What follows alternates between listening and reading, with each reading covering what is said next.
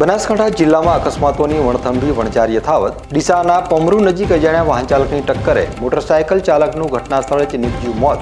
તો પાલનપુરના ગોબરી પુલ ઉપર કુંભમેળામાં જતા યાત્રીઓને કાર ચાલકે ટક્કર મારતા યાત્રીઓને પહોંચી ગંભીર ઇજાઓ.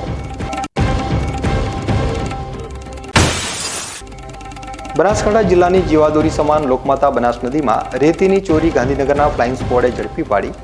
2 હિટાચી મશીન અને 7 ડમ્પર મળી કુલ 2,70 લાખનો મુદ્દામાલ કર્યો જપ્ત.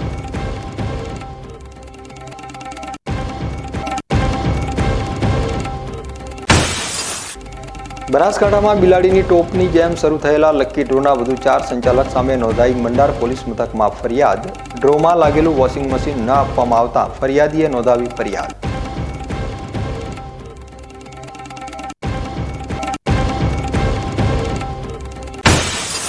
વિશ્વ કઠોળ દિવસ ઉપર બનાસકાંઠા જિલ્લાની 7 શાળાઓ દ્વારા બાળકોને કઠોળનું મહત્વ સમજાવવા માટે કરવામાં આવી રહ્યો છે સુંદર પ્રયોગ. બાળકો તેમના જન્મદિવસ ઉપર ફાસ્ટ ફૂડ કે ચોકલેટના બદલે બાળકોને આપે છે મગની પાર્ટી.